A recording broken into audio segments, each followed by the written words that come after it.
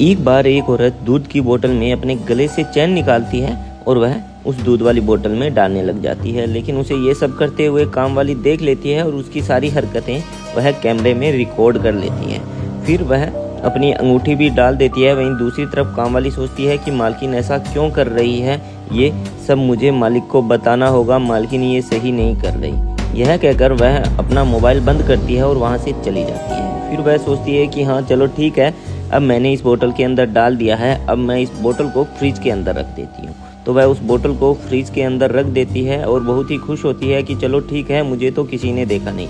उसका वहाँ पति दूसरी तरफ बैठा हुआ होता है, तो वह अपने पति के पास आती है और बोलती है मेरी सोने की चैन और अंगूठी पता नहीं कहाँ चली गई। तो उसका पति बोलता है कि कहाँ चली गई, क्या मतलब।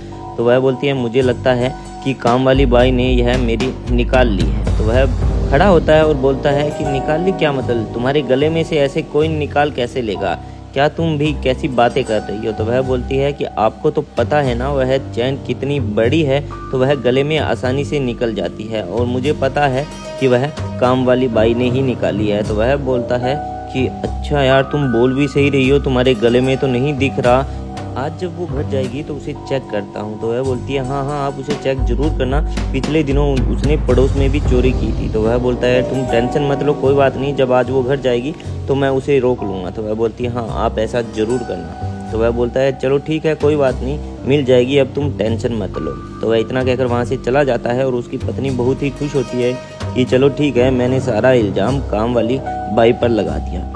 फिर थोड़ी देर बाद में काम वाली बाई अपने मालिक के पास आती है और बोलती है कि मालिक सुनो सुनो, ये देखो मालकिन आज कुछ अजीबोगरीब हरकतें कर रही थी, तो मैंने इसकी सारी रिकॉर्डिंग कर ली। तो उसका मालिक उससे फ़ोन लेता है और वह वीडियो देखने लग जाता है। तो वह चौंक जाता है कि ये क्या कर रही है और इसने ऐसा क्यों किया, पहले तो खुद ही चोरी कर ली और फिर खुद ही उदास होती है और फिर आस पड़ोस में ढिंडोरा पीटती है, वो अलग। इसने ये बिल्कुल सही नहीं किया, चलो हम एक काम करते हैं, हम उसके पास चलते हैं। लेकिन वह काम वाली बोलती है कि मालकिन मैंने ये रिकॉर्डिंग इसलिए की थी क्योंकि मुझे पता था कल को ये इल्ज़ाम मेरे पे ही आएगा, इसलिए मैंने सारी मैडम की हरकतें कैमरे में रिकॉर्ड कर ली।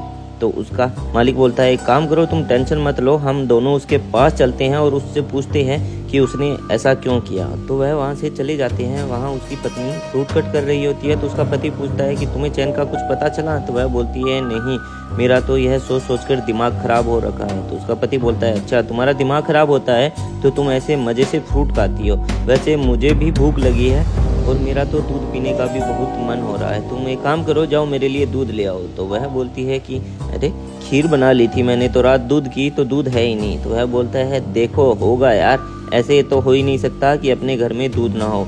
तो वह बोलती है कि हाँ हाँ थोड़ा सा बचा हुआ है, वो मैं ला देती हूँ आपको, आप रुको। तो वह दूध लाती है।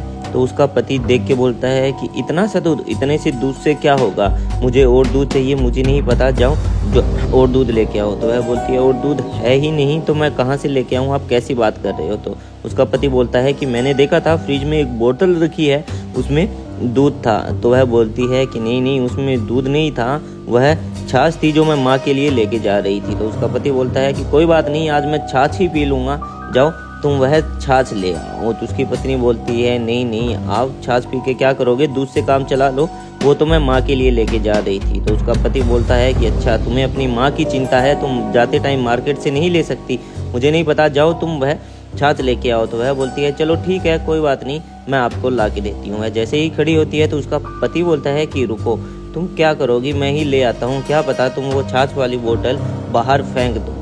तो एक काम करो, तुम बैठो, मैं जाता हूँ। तो उसका पति वहाँ से खड़ा होता है और जाता है और फ्रिज से वह बोतल निकाल लेता है और बोलता है कि तुम्हें पता है आजकल छाछ की बोतल में सोने की चैनें मिलने लगी है, हमारी तो ज़िंदगी ही संवर गई।